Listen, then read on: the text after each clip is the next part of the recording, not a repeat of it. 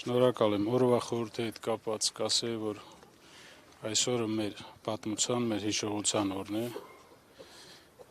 եւ մենք մեր հարգանքի տուրքն ենք մատուցել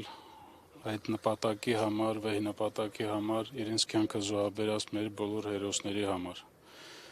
Ցավոք մենք այսօր նշում ենք այս տոնը Հայաստանի Հանրապետության տարածքում, սակայն տեղյակ եք, որ սա մշտապես եղել է եռատոն մեծ հայրենական պատերազմում տարած հաղթանակի հետ կապած, Շուշի ազատագրման հետ կապած եւ Արցախի Հանրապետության պաշտպանության բանակի ստեղծման հետ կապած։ Մենք ստիպված ենք նաեւ այս օրակարգով առաջնորդվել եւ մեր պարտքն է մեր հարգանքի տուրքը մատուցել մեր հերոսներին։ Պարոն Շահրամանյան, ես ուզեի անդրադառնալ ձեր արձագանքը լսեի Նիկոլ Փաշինյանի վերջին հայտարարությունների հետ կապված, մասնավորապես երեկ ասել է Ղարաբաղը մերը չի էլ եղել, մինչդեռ մենք հիշում ենք, որ նա եկել էր Ստեփանակերտ եւ հայտարարում էր Արցախը Հայաստանն է եւ վերջ։ Այս երկու տարիների տարբերությամբ հայտարարությունների ձեր դիտարկումներն ինչպիսին են։ Եթե մարդիկ համարում են, որ Արցախը իրենց չէր, երևի ինչ-որ ճշմարտություն դրա մեջ կա, որտեվ մենք էլ ենք համարում, որ այս պահվածքով, որ ցուցաբերում է գործող իշխանությունը, իհարկե Արցախը իրենցը չէր։ Եվ ես միայն այդպիսի հայտարարություններ չեմ լսում, տարբեր հայտարարություններ կան, որոնք շատ մեծ ցավով են ընդունվում մեր կողմից, մեր ժողովրդի կողմից։ Նիկոլ Փաշինյանը հայտարարում է, որ իրենք շատ արդյունավետ իշխանություն են եւ դուրս են բերել Հայաստանը այն ճիրաններից, որում հայտնվել է Արցախի շարժման արդյունքները։ Ես ուզում եմ հասկանալ, թե ինչ է նշանակում արդյունավետ իշխանություն։ Արդյունավետ լինելու համար իշխանությունը պետք է ունենա ծրագիր, պետք է ունենա այդ ծրագիրը իրագործողներ եւ երևի հենց դա ի նկատի ունի Նիկոլ Փաշինյանը եւ հայտարարում է, որ իրենք արդյունավետ իշխանություն են, որովհետեւ իրականացնում են այդպիսի ծրագիր առանց շեղվելու։ Պարոն Շահրամանյան, Փաշինյանը հաճախ ասում է փախածներով չփորձեք ինձ մեղադրել, վերջին դեպքն էլ մետրոյում արցախցի կնոջ, հետո երբ որ լրագրողները նրան հարցնում են, ասում է ես ղեկավարությանը նկատի ունեմ։ Այս մեղադրանքներին ինչպես կպատասխանեք։ Ես առիթ եմ ունեցել հենց այդտեղ լրագրողների հետ հանդիպմանը անդրադառնալ դրանից ավելացնելու բան չունեմ։ Ես անվանել եմ դրանք զառանցանքներ։ Պարոն Շահրամանյան, Փաշինյանը քարոզարշավ է իրականացում տեր կանոն խաղաղությանը լոզունգով, հայց մայկաների վրա խաղաղություն բառն է, իրենց ավտոբուսների վրա խաղաղությունը օրակարգը այդպիսին է եւ այսօր էլ մայիսին անդրադառնալով նշել է, որ մայիսինը չի շնորհավորել, նշել է, որ մայիսինը նշում են Հայաստանի եւ Ադրբեջանի միջեւ հաստատված խաղաղության պայմաններում, նախ նրա մասին, որ Ադրբեջանի հետ հնարավոր է խաղաղություն պահպանել, այդ երաշխավորությունը, այդ, չգիտեմ, զսպումը Ադրբեջանի կողմից կարելի է սպասել, ակնկալել, եւ երկրորդ ասում է, եթե ես չլինեմ, սեպտեմբերին աղետալի պատերազմ է լինելու, եթե հաստատված է խաղաղությունը, պարոն Շահրամանյան, ինչու պետք է լինի պատերազմը, եթե Ինձ թվում է ձեր հարցերը դուք պետք է ուղղեք այդ խաղաղությունը բերողներին, մենք բազմաթիվ անգամ հայտարարել ենք, որ մենք դեմ չենք խաղաղությանը։ Ցանկացած գործողություն, որը տարածաշրջանում մեր հարևան երկրների հետ խաղաղություն կբերի, մենք կողմ ենք եւ նաեւ աջակցում ենք։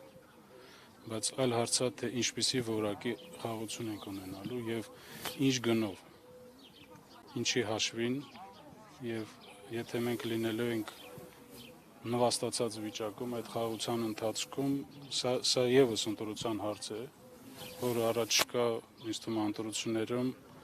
այդ ընտրողները, ովքեր իրավունք ունեն ընտրել, պետք է իրենց կարծիքը արտահայտեն։ Այս պայդրությամբ այդ խաղաղությունը ձեզ նվաստացած է։ Իսկ դուք ո՞նց եք զգում, նվաստացած է։ Իհարկե նվաստացած է։ Եթե մենք չունենք մեր հայրենիքի մի մասը, եթե զավթված է, օկուպացված է Հայաստանի տարածքի մի մասը, ոնց կարելի է ասել,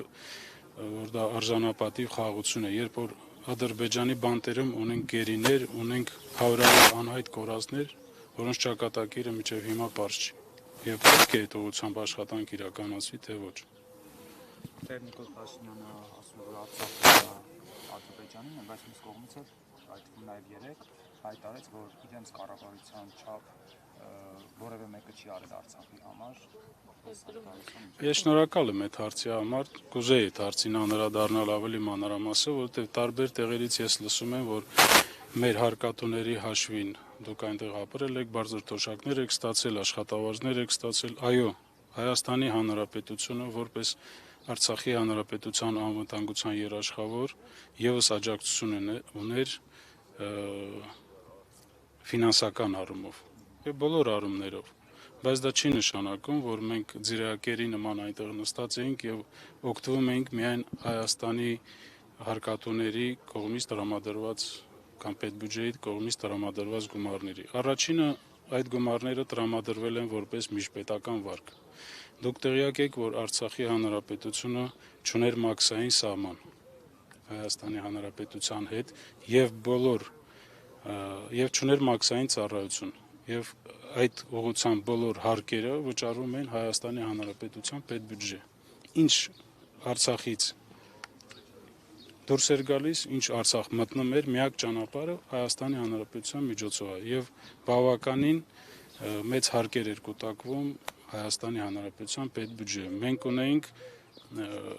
հանքարդյունաբերություն, ունեինք գյուղատնտեսություն, տարբեր արտադրություններ, որոնք դուրսբերման եւ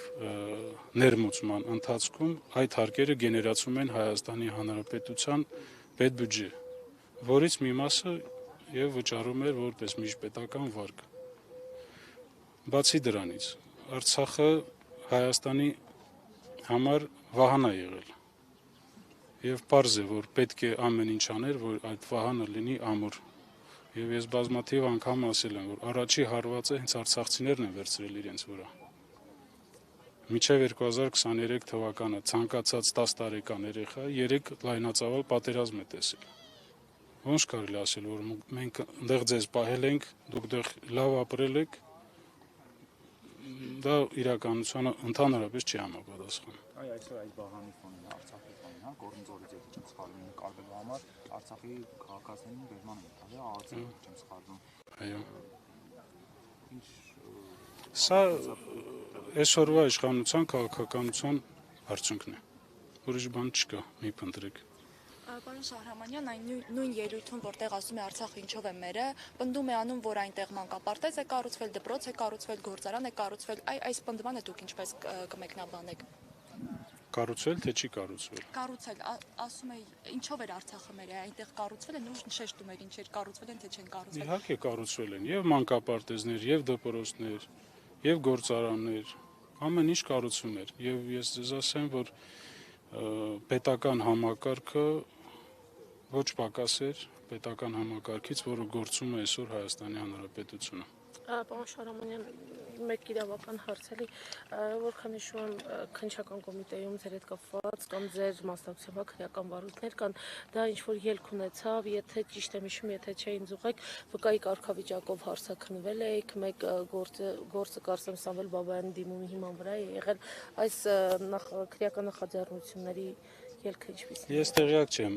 ում դիմումի հիման վրա են տարբեր քրեական գործեր հարուցվել, հնարավոր է նաև ըստ փաստի արդիվ են հարուցվել։ Ինձ տարբեր քրեական գործերի շրջանակներում հրավիրել են որպես վկա ցուցմունք տալու, ես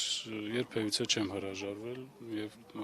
կարգավիճակս չի փոխվել։ Վերջին ամիսներին, ես հիշում եմ մի քանի ամիս առաջ ակտիվ իրար վրա այսպես հրավիրում են, հա, բայց վերջին ամիսներին այդ ակտիվությունը ցուցաբերում է նախաքննական